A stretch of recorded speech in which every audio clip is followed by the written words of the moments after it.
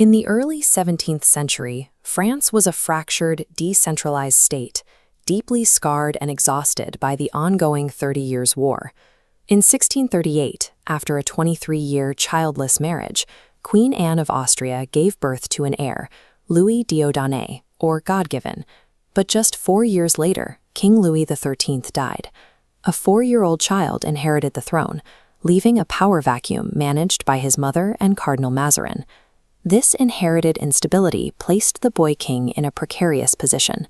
He was a symbol of national continuity, but also a highly vulnerable target for powerful aristocrats looking to seize control of the state.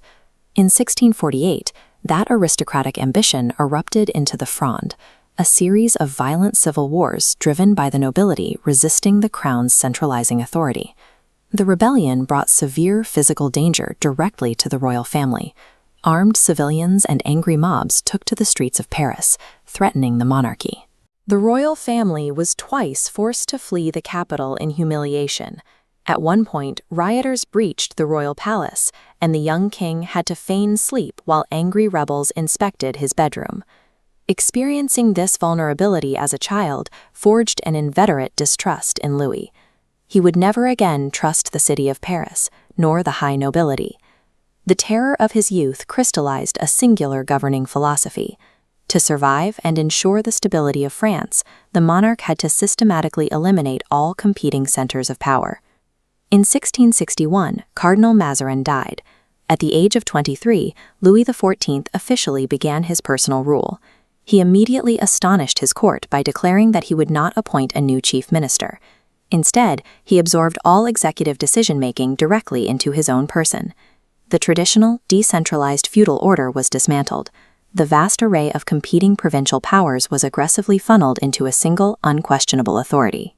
To prove this new reality, Louis ordered the sudden arrest of his powerful and wealthy finance minister, Nicolas Fouquet, making a highly public demonstration of absolute royal supremacy.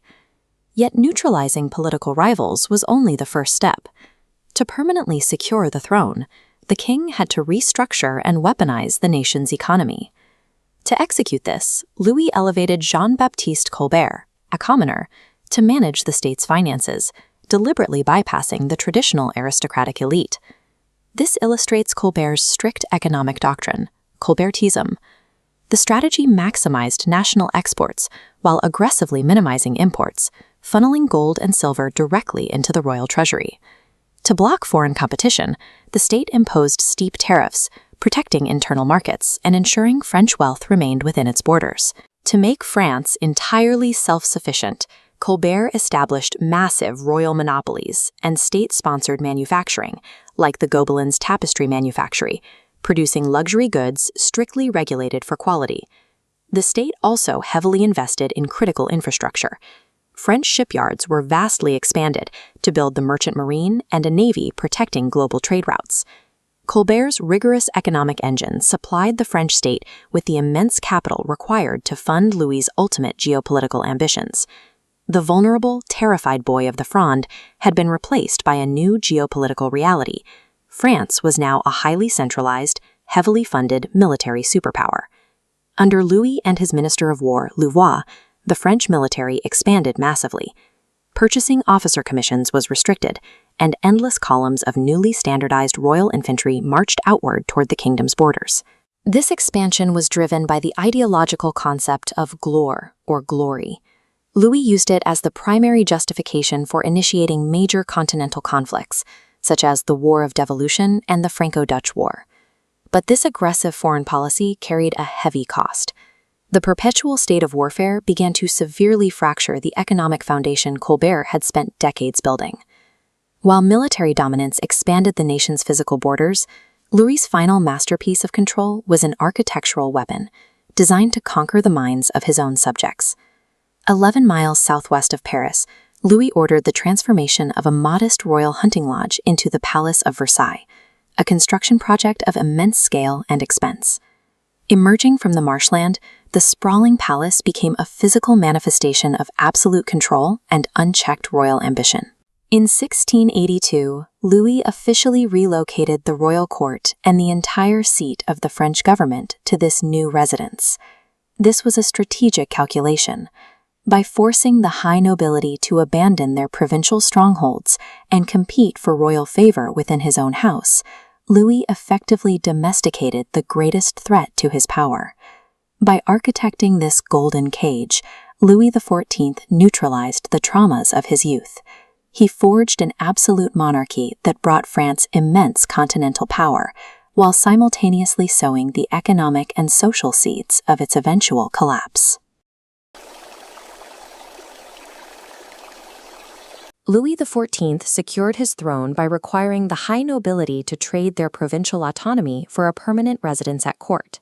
This centralized authority relied on the construction of Versailles and a rigid system of social etiquette to keep potential rivals under constant supervision. This view of the Hall of Mirrors illustrates the scale of the king's project. The gold statues and reflected light were designed to serve as the backdrop for a new kind of political theater, where the king was the sole director and the aristocracy were merely performers.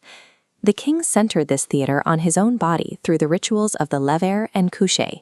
By turning his daily rising and retiring into public ceremonies, he transformed the mundane acts of waking and sleeping into high-stakes political events.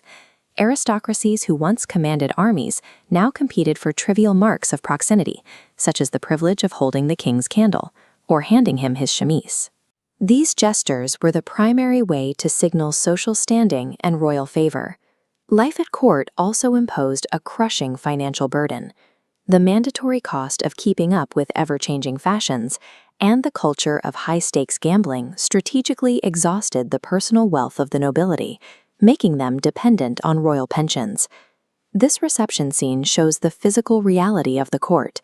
To be away from Versailles was to be forgotten. Louis XIV closely monitored his courtiers, and those who failed to maintain a constant presence faced immediate political disgrace. By domesticating the aristocracy in this environment, Louis XIV ensured domestic obedience. However, this system also insulated the ruling class, separating the administrators of the kingdom from the actual conditions of the people they governed. This demand for total uniformity extended from the palace to the furthest borders of the empire. Louis XIV viewed any internal dissent or religious irregularity as a challenge to his absolute sovereignty.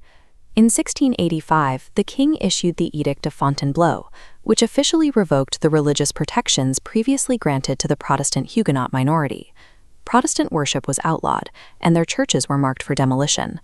The state used the dragonnades to force conversions, quartering rowdy troops in Huguenot households to harass and ruin families until they renounced their faith.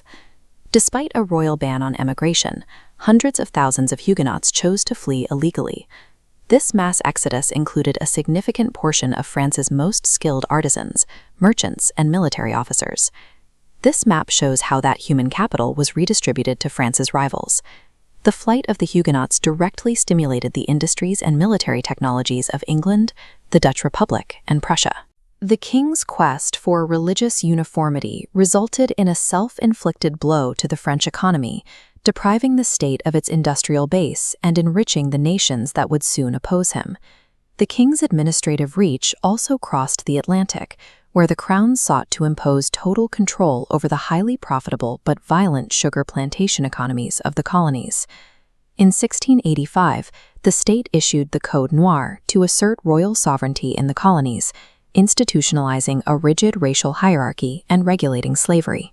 The code mandated forced Catholic baptisms, expelled Jewish people, and defined the enslaved population as having no legal capacity. This drive for Catholic uniformity also turned inward against reformist Catholic movements. At the king's request, the Jansenist convent of Port Royal was forcibly closed, its buildings were demolished, and its cemetery was exhumed to eliminate any center of resistance. By the late 17th century, the French administrative state had achieved its goal of total uniformity, but it did so by institutionalizing cruelty and erasing the legal standing of religious minorities. Decades of aggressive imperial expansion eventually triggered a massive European backlash.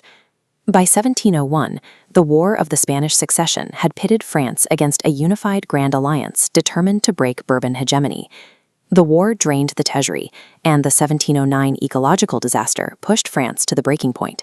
A historic Great Frost killed the winter crops, leading to widespread famine and the collapse of the French economy. With Allied forces threatening to march on Paris, Louis XIV issued an unprecedented public appeal directly to his subjects, asking them to join the army and defend the kingdom.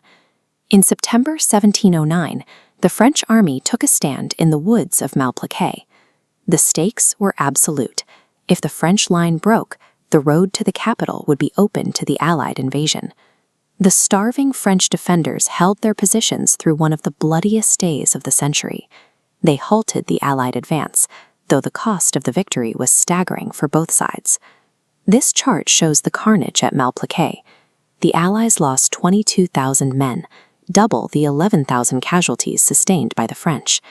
While the invasion was halted, the scale of the slaughter shocked all of Europe. The physical borders of France remained intact, but the kingdom was exhausted. The campaign left the state treasury empty, and the population decimated by the combined weights of war, taxation, and famine. The war ended with the Peace of Utrecht. Louis secured the Spanish throne for his grandson, but the conflict left France financially crippled and its strategic dominance in Europe diminished. In the final years of his reign, a series of illnesses decimated the royal family. Within months, the king lost his son, his grandson, and his eldest great-grandson, leaving a fragile child as the only direct heir. In 1715, after 72 years on the throne, Louis XIV died of gangrene. His reign established the model of a modern, centralized state and made French culture the standard for all of Europe. His administrative reforms and patronage of the arts defined the character of the French nation. This centralization came at a massive structural cost. He left his successors an unpayable national debt and a kingdom deeply divided by religious persecution and administrative overreach. The nobility remained isolated in the ritual bubble of Versailles, focusing on trivial etiquette, while the administrative system lost its connection to the needs of the broader population. The system Louis built to guarantee total obedience also guaranteed the eventual isolation of the crown. By anchoring the government to the rituals of a palace, he left a rigid institution that was unable to adapt to the mounting social tensions that would eventually topple the monarchy in 1789.